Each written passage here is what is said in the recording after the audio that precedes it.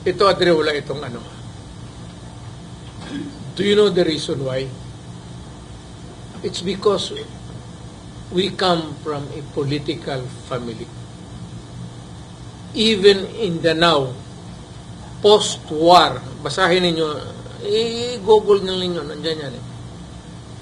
Post-war, right after, ang tatay ko naging mayor na ng Danao, which is a city now.